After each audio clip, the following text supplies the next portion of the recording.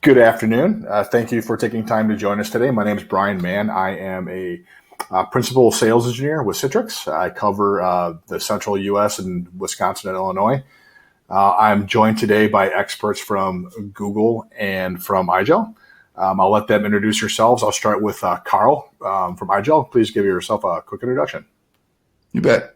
Bryan, thanks for having me on today. Glad to be here. My name is Carl Gersh. I am the Senior Director of Marketing at IGEL Technology.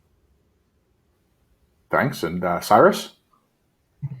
Hi, everyone. I'm excited to be here as well. I am the product lead for Chromebooks in the commercial segment. Awesome. And Richard? Good afternoon, everyone. My name is Richard Achee. I am a Chrome technology partner lead working with Citrix at Google. Awesome. Thanks, guys. Thanks for taking time to join me today. In this new world we kind of have been thrown into with a remote first idea, I just wanted to get together and have a chat on some ideas and see what both of your companies are doing and where we're coming together and some of our ideas and solutions to help our customers. And, with a remote first strategy, there's several things that have to be, considered when implementing that remote first strategy. What are some of the considerations that you guys see out there that businesses should take into account when thinking about business continuity? And maybe what do you think might be one of the more overlooked items? So I'll jump in for this one. I think there's three critical items that organizations need to consider when looking at a remote first strategy. First is ease of deployment, right? Keep it simple. Second, financial feasibility, right? It's got to be smart. And third is probably the one we think about all the time, which is cybersecurity and how do we keep it secure. Now, it's funny you say what's the most overlooked, but I would say it's probably the fact that you need to address all of these items to be successful. And focusing on just one, like security, is probably not enough. So look, using Citrix as essentially deployed and managed intelligent workspace is a great start, but there's still an endpoint to manage. And assuming uniformity of devices and network is probably unrealistic. But it's still important, right? ESG did a study and they found that 65% of organizations that have deployed Citrix still want to have visibility and control of the endpoints. So, from IGEL's perspective, that's kind of where we come in, right? We are the Edge OS designed specifically for cloud workspaces like Citrix and designed with the ideas of, keep it simple, make it smart, and make it secure, by design from the ground up. Cyrus or Richard, thoughts? Yeah, I 100% agree with Carl on those. The four areas that we think about when we think about a successful remote work strategy, right? One is productivity, right? Everyone has to be able to do everything that they're supposed to be able to do, right? That means the applications that they need, whether it's through Citrix or just a SaaS website that they go to, right? The second is collaboration. You lose a lot of that, obviously, with people spread out all over the place. I ironically have been at Google 14 years, and 10 of them I've been completely remote. And so, having the right technologies to make people collaborate makes a big difference in retention and general happiness. The third area, of course, is security. That was mentioned. There's a lot of interesting new threats that come with a completely remote work strategy. Simple things like making sure there's minimal to no local data on the device, right? Either again with Citrix or SaaS, right? You're making sure that there is no kind of local footprint.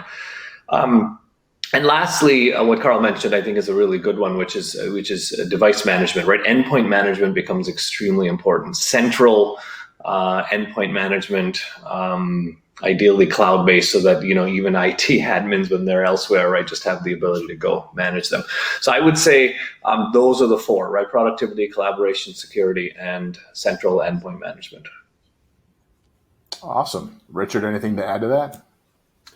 Well, I think I would add, and this is especially what we've seen really in the last few months, the customers that we've worked with on the Chrome Enterprise team have deployed so quickly at a scale that we haven't really seen before.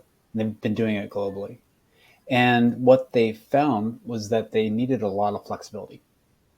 right? So they couldn't assume a one-size-fits-all approach in terms of what apps their end users were going to use, whether they're going to be 100% virtualized, whether it's going to be mixed, to Cyrus's point, of SaaS apps as well.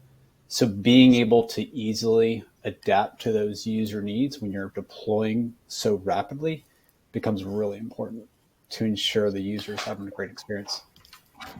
Yeah, I wanted to. You brought the user experience, and Citrix. We've always been at the forefront of putting that Citrix, that user experience, at the center of it. And Cyrus mentioned about productivity, right? Everybody needs to be able to do what they need to do, but what about personal pieces of that, right? There are things now that people are working from home, right? What's the personal part of that? How do we bridge that gap between productivity in a workforce, but then also giving them that balance at home personally, right? The technology that we all provide, I think, lends itself to really helping that way. And it kind of, brings me in here, right, is your products help customers adapt to this remote first strategy. And, that's one thing. And so I want you guys to touch on that, but I also want to touch on, what have you done to make your customers' lives easier in how you're helping them maybe deploy or procure and work with your support staffs. I'll let Cyrus or Richard hop on that one first. I can go, Richard, and then please chime in. I think yes. So it's already been covered. Really fast deployment becomes really important, and did in this case, right? We had, fortunately, probably all of us have had experiences of customers that didn't have months and months, and so we saw people deploying Chromebooks to a remote workforce in the tens of thousands, and it took them a few days, and they'd never used a Chromebook before in their life. So that's kind of a good example of a very lightweight cloud-based endpoint kind of allows you to do that, right? There's no images to set up. There's nothing like that, which is obviously really nice. Of course, you get the security. I think the second important point is making sure it's super easy to get to the application so that in the event that you do get there, you don't have to worry about finding a whole bunch of alternates. That can be very difficult and very time consuming. You still want to give people the ability to use what they used to use, whether it's thick client applications or their SaaS applications.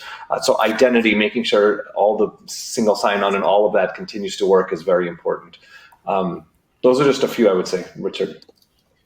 Yeah, the only thing I'd add to that, Cyrus, and Carl, I think you mentioned it before, is, when you're in this environment, you're moving so quickly and you are deploying devices, in some cases, to users that have not had devices at home before.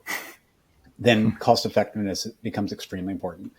We did a study with ESG, which found that, looking at the total cost of ownership, and they found that it was $428 per device was saved through things like reducing employee downtime, making it more secure, reducing the stack and flattening it in terms of hardware and licensing costs, and that became extremely important. The other thing we've done in particular for this, what we've been dealing with in the last few months is we've launched a remote worker toolkit, and Citrix is a big part of that. So helping customers understand how easy it is with a few clicks to deploy Citrix to Chrome devices at scale. And we found that to be really helpful for customers, and also engaging directly with our customer success managers to partner with them with Citrix Consulting, with the awesome network of Citrix partners to ensure customers are able to have a great UX as well as escalate any issues that they have so we can deal with them immediately. Great. Those are excellent points. I think for us, look, 2020 has been crazy, right? Murder hornets. Who wants to go outside anymore? And we moved to this remote first mode. First thing we saw was like increased interest, right? And I think it's probably true for everyone on the call, right? Google, Citrix, right? Suddenly, customers who maybe were on the fence were ringing our phones on the hook saying, "Hey, I need to understand this better." So to address sort of the get everyone up to speed, the knowledge element, what we did is we immediately rolled in and launched a full series of webinars to provide information to users kind of wherever they are in that remote first journey. We also beefed up IGEL Academy, which is our online training platform. So there's formal training courses, on the products for beginners, as well as, certification programs for experts.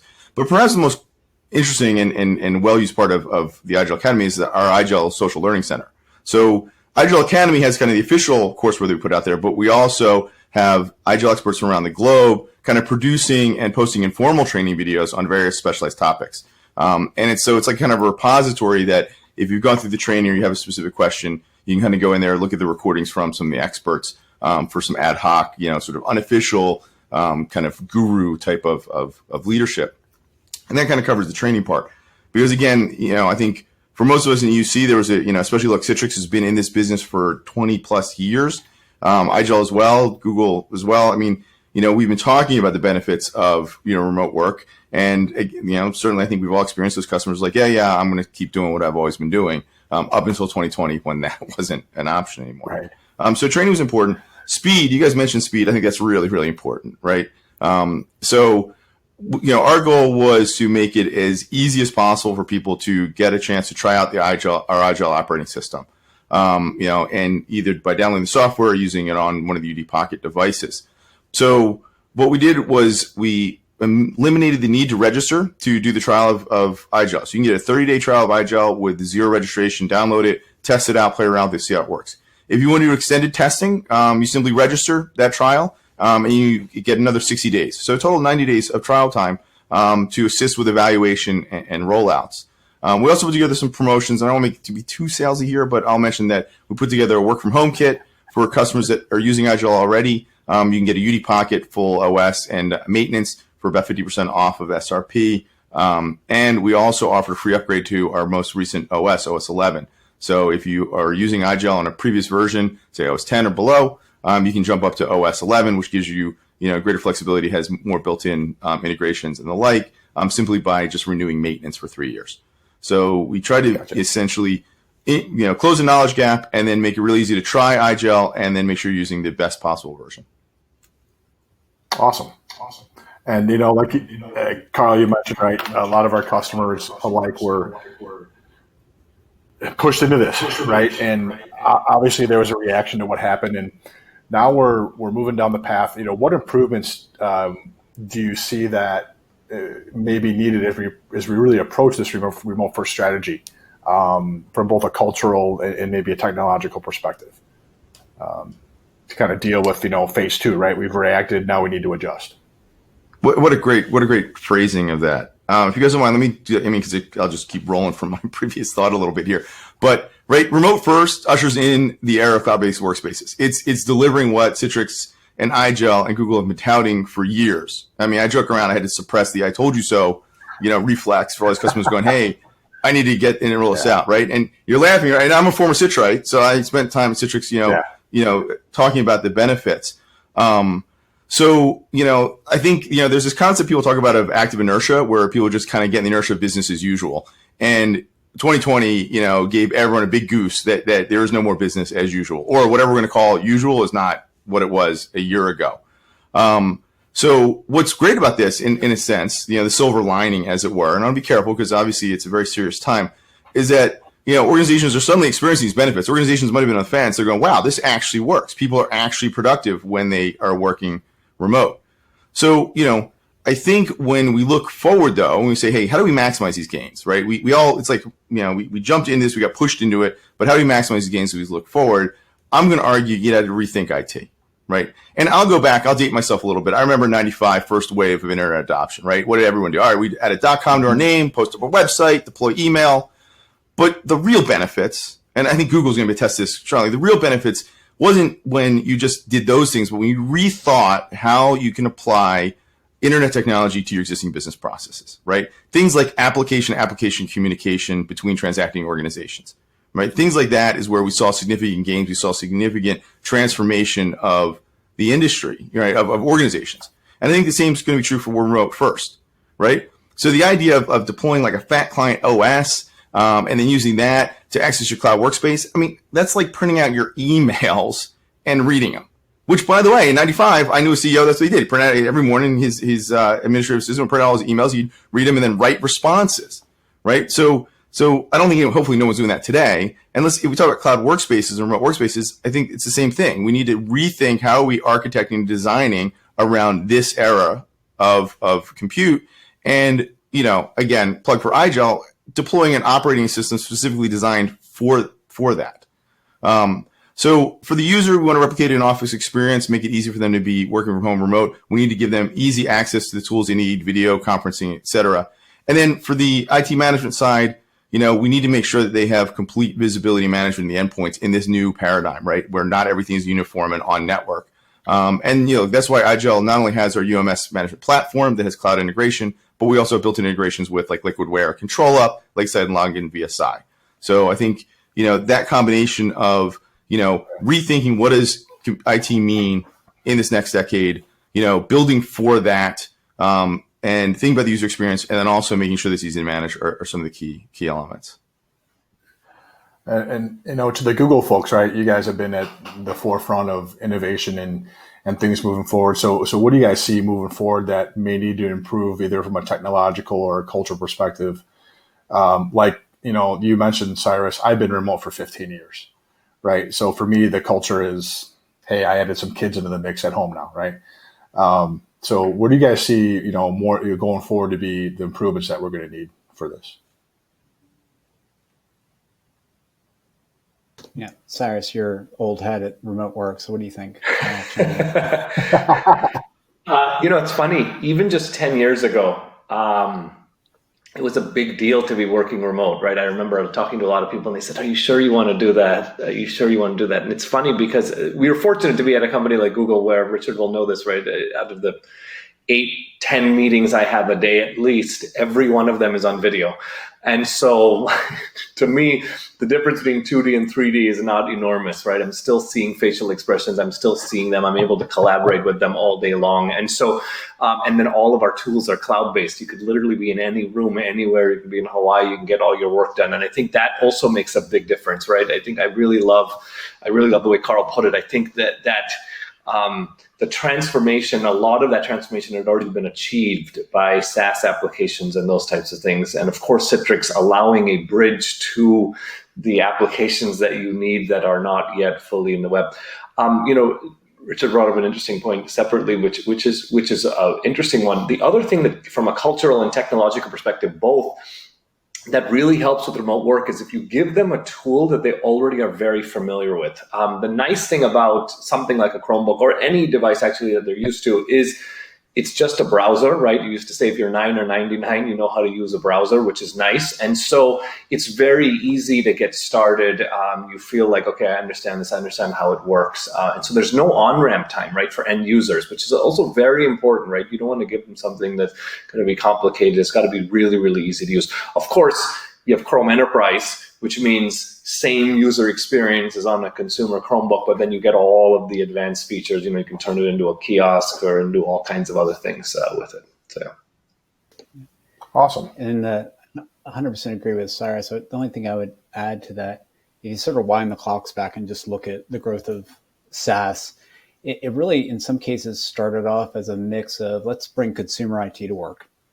And then also sort of these shadow IT deployments where they were kind of taking an existing SaaS product and then incorporating that somewhere into their environment, maybe in a certain division. But it wasn't necessarily, with IT managing that.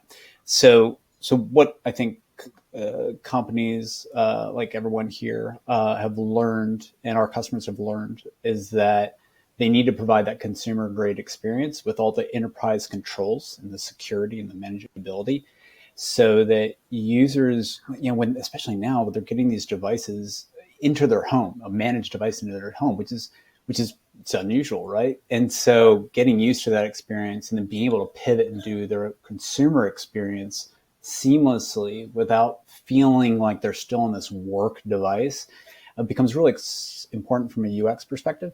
And then the other thing, we talked about video conferencing, and this is just part of our culture at Google. I mean, we regularly video conference with our colleagues in India, sometimes in taxi cabs on flaky networks. And you're still able to have that great experience. And that becomes part of your culture too. Like you'll find just how people interact in a remote work environment changes because they are maybe used to like audio bridges and things like that only. And they change the way they behave and their rapport and things like that. So there's some really interesting, opportunities and challenges for managers and employees in that new environment. Yeah, I think that last point though, just sorry. I was just gonna say that last point's a great one though. I mean, we talk about culture. If you at the beginning of the year, if someone said, "Hey, what do you think about a virtual happy hour?" I would have been like, I mean, I'm a slightly cynical guy from the North. I'd be like, "What's a virtual happy hour?" Right? And now, I mean, we do a virtual happy hour every week, and I'm not ashamed to admit I look forward to it. I like it. I enjoy having that opportunity to sit with my colleagues and see each other face to face and chit chat about the day and things like that. And I think I would have scoffed at it if you talked to me about it earlier. But culturally, I think we're going to see that as we adopt these technologies and we're using them to become more integrated, that new things emerge, and some of them are pretty wonderful. I think virtual happy hours are one of those things that I've done a 360. No, a 180. 360, I'll be back to not like him. A 180 on that overall. So, yeah, it's both those points are great. The virtual happy hour, how that's kind of changed some things, people interacting, and then, Richard, you're talking about the whole video collaboration, and people are kind of taking to it. And then I kind of think of it as a way now is maybe managers to kind of help people make sure they're taking care of themselves, right? You're getting up, you're putting at least a decent shirt on, right? Some of us might be wearing shorts or heck, pajamas, right? But you're doing something. Your routine is still kind of there, right? You're having that routine and having some normalcy that you may have, you may not get without having to be on video. So it's good to hear that cultural thing. And then, Richard, you kind of brought me right into what I wanted to talk about next, right? Is you mentioned how we're bringing the consumer experience or the consumer apps into the home and the enterprise, and then we need to wrap what we need for enterprise around them, and it leads me to the digital transformation, right? This little event that we've been through has accelerated this digital transformation for most folks, thus expanding their security perimeter, right? We have a whole new perimeter out there, and where do you guys see your companies really working to defend and understand the new security perimeters that are out there for folks, right? I mean, we see it every day, right? And for me, the simplest approach was, well, my perimeter is going to be that virtual app in the data center. But that's changed. You have the SaaS apps, and you have all these other access methods. And where do you guys see yourselves in this new perimeter? I'll just add, so security is super, super important. Having a device that is kind of ideally built security first is very important, right? You want something that, doesn't have a lot of the same issues, right?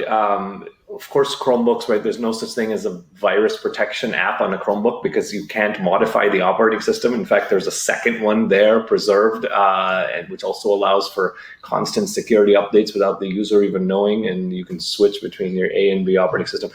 I think the second big thing, though, in security, honestly, is just a completely new way of thinking about it. There's a ton being written about this concept of zero trust security, which is Google's been doing it for years and years. It's just phenomenal. Right, the old concept was you need this VPN tunnel in, and once you're in, you kind of have this free reign to everything that's going on behind the firewall, which is actually very dangerous and actually how a lot of breaches happen. And so this concept of no, we're not going to trust you once you're in. In every single case, we're going to have to make sure we know who you are, what device you're coming from, where you're coming from, et cetera. And then we can make a real-time decision on every app. The nice thing is, like you mentioned, this scales to SaaS applications as well. Google's actually released this now. It's called Beyond Corp. You can look it up. It's actually very interesting. It's from a different group. It's not from the Chromebook group, but it's definitely something worth looking at to understand how we do it. Much easier for end users. And definitely more secure. Awesome. And the one thing I would add to that, just looking at sort of where we've seen Chrome enterprise adoption, for many people out there, they're actually seeing their kids using Chrome at home, right? Because that's really when we first launched Chrome. Cyrus was the driver of that. Very early on in the Chrome, the Chrome life, we launched that, and very soon after that, you saw rapid adoption starting off in the K through 12 space. In the same year, when we launched, Citrix became the first enterprise app on Chrome OS.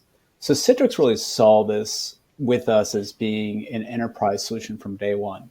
So we saw this, huge trend in education first, and we became the number one device in education.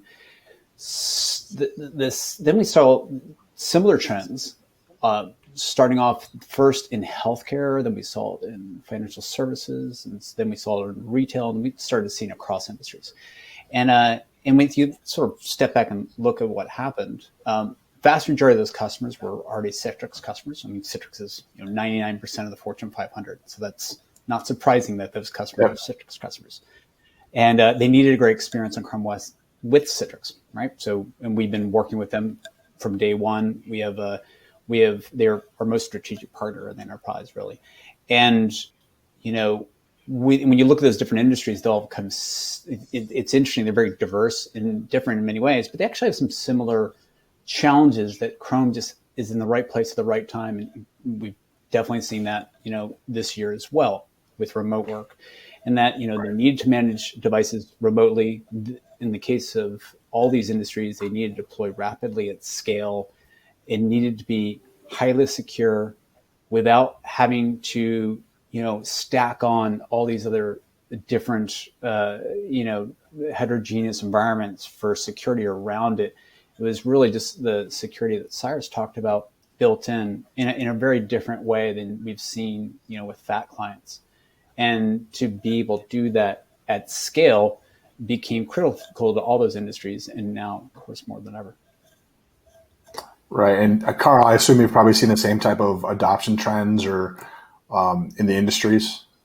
We have, and you mentioned, and we discussed a lot about user experience and kind of this dichotomy between user experience and security, right? And people like to categorize those as diametrically opposing forces, but I don't think it has to be that way, right? I think the perspective that perspective is informed kind of by this old era of fat clients trying to apply a fat client to a workspace, right? And I think that's where we run into problems. I mean, when you design for remote first, and you don't try and force the OS of the 90s into this cloud first era, I think you can find that you can have a great user experience that's also ultra secure. Similar to Google, we talked about things like having the endpoint have a read-only operating system, right? We IGEL, we use read-only operating system. We also use UEFI boot, right? So we're not using BIOS. We're not looking to clone Windows 10 or create the next Windows 10. We're looking at is how to make it simple. People shouldn't have to navigate Windows twice, once the endpoint and then again in the cloud, right? You want to turn on, log in, and be into your workspace. And I think right. If we can do that kind of simplicity, is the first key element. And then beyond that, I mean, what's security perimeter anymore, right? It's a million points of light out there. So, what you need to do is figure out, how do I have this endpoint be as secure as possible, and then pull all the critical information into the data center, into the center, right? And again, it's funny saying these words now in 2020 because I feel like I've been saying them since 2003, 2004.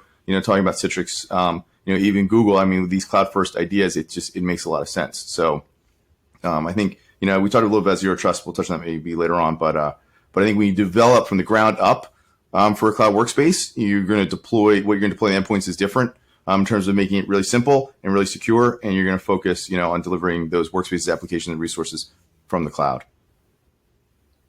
Right, and the zero trust has always been the big thing that we've been talking about here, and you both brought it up, and the workspace from Citrix being able to tie into securing SaaS apps from the app protection policies and things like that we're doing with other things, but how we're all kind of coming together to make sure that like you said, it's not the end of a spectrum, right? I don't have security on one end fighting user experience on the other.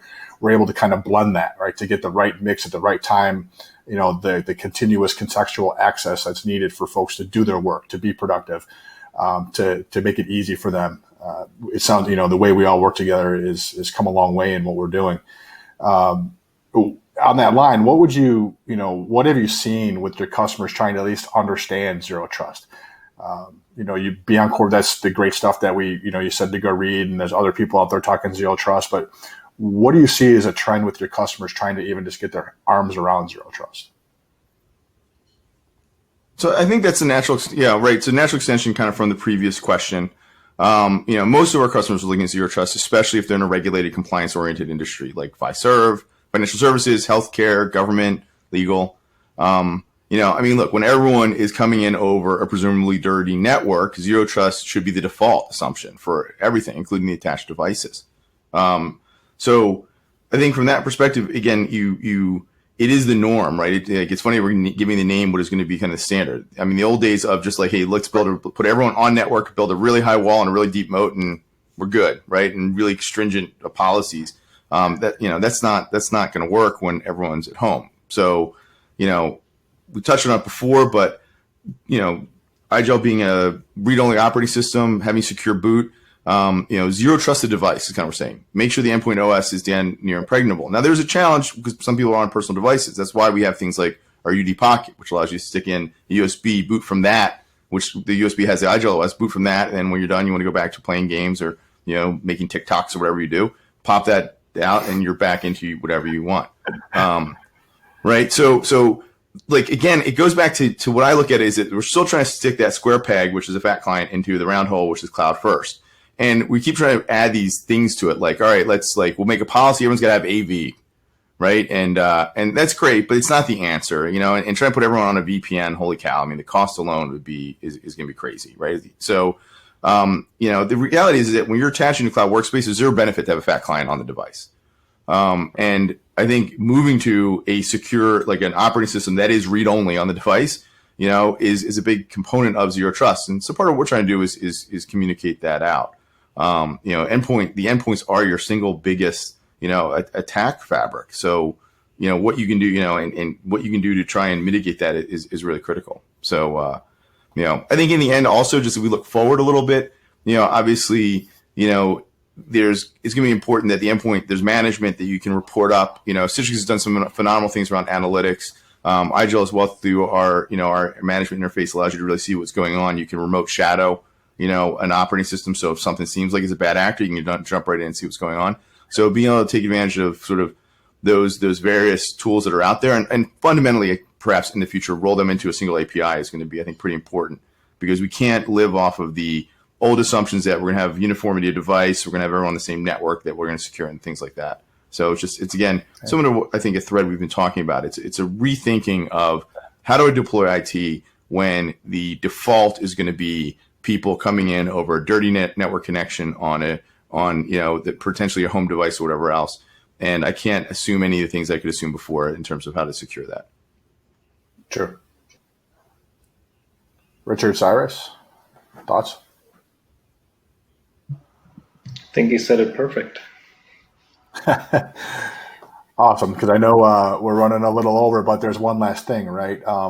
Tiger King, Ozark, Man in the High Castle, what was your go-to? I'll say that Man in the High Castle felt like science fiction until 2020. And like I said, wildfires, murder hornets, global pandemic. I think, the news is scarier than any of this science fiction that we've been seeing out there. But I did enjoy the Tiger King more than I thought I would, just given, how crazy that guy was out there. So, and it certainly caught the zeitgeist. I think everyone was miserable. So we all were just like, let's see something that's even crazier than our own lives. And that's a tall order right now, but Tiger King seemed to deliver a world, a lifestyle that was crazier than what we were all experiencing. Awesome. Well, guys, I want to thank you guys for taking the time to get together today and walk through this. It's been fun. Interesting hearing, from you guys on where things are and where we see things going, and look forward to continuing this journey and making it easier for our end users. So thanks for your time, and for our audience out there, thanks for taking the time to join us as well. Excellent. Thanks for having us today. Thanks, everyone. Thank you. Thank you.